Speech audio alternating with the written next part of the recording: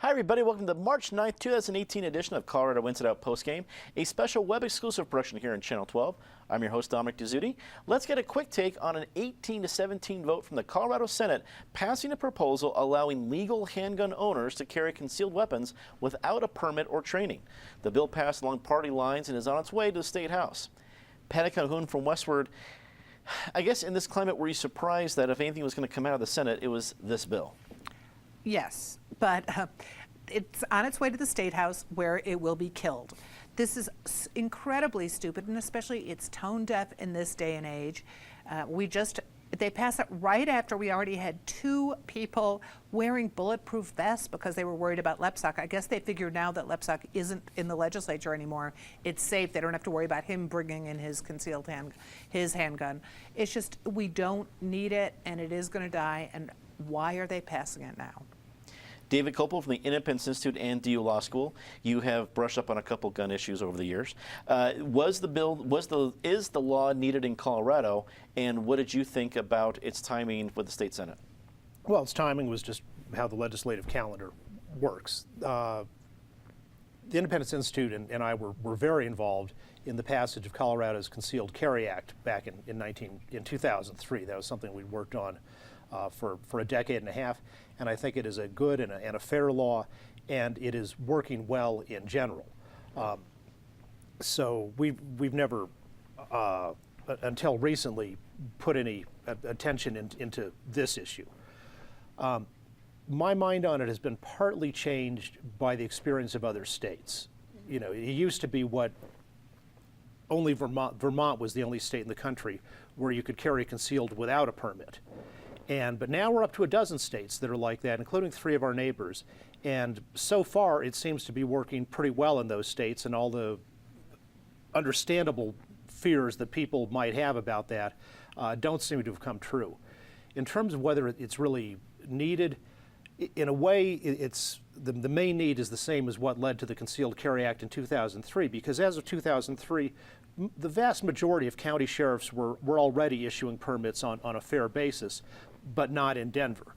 And again, Denver this law was enacted to stop their bad behavior, and it's only been partially successful. So you've got 90 days in which the government's supposed to make the decision on issuing your concealed carry permit. Well, in Denver, you might have to wait months before they'll even give you the appointment just to come in and get fingerprinted and pay your fee and hand in your training certificate. And they do other things to jerk people around, like you have to have training to get the permit. Well, in Denver only, then you apply for your renewal in 5 years, they make you go through training again. That's like saying if you got a driver's license and you've had a perfect driving record for 5 years, you can't drive unless you take another driver safety education class. So it's really Denver that in a practical sense is provoking what some people see as the need for this. Penfield Tate, attorney at QTech Rock, also a longtime state lawmaker. It seems in a split legislature, party line vote, that, as Patty said, this is destined to leave the Senate, go into the House, and meet its fate quickly. So when you see something like this, is it for a political point? And if so, what do you think that is? Yes, and I don't know. And I think it's incredibly tone deaf given the current context, what we're seeing in Florida and how young people are mobilizing in opposition to some of the issues around gun control. I can't fathom why the state Senate would do this. It's sort of an in-your-face move, and that's fine. The bill's going to die as it properly should. And I find this whole debate ironic for a couple of reasons. In the West, we do have a tradition where, 100, 150 years ago, there were some towns where they would require you when you rode into town to check your gun at the city limits or take it to the sheriff's office while you hung around in town, and that wasn't concealed carry, that was open carry. They were just saying, as a community, we don't want people walking around with guns. And so David's right. The current state law was intended to force the issue with the city and county of Denver, whose citizens had said, we don't want this in our community. So the legislature decided it was a matter of statewide concern and said, no, we're going to force you to let people have concealed carry in the city and county of Denver, whether you like it or not. So Denver did adopt some different standards in terms of how you could qualify, but they were looking out and trying to reflect the mood and the desire of residents in their own community.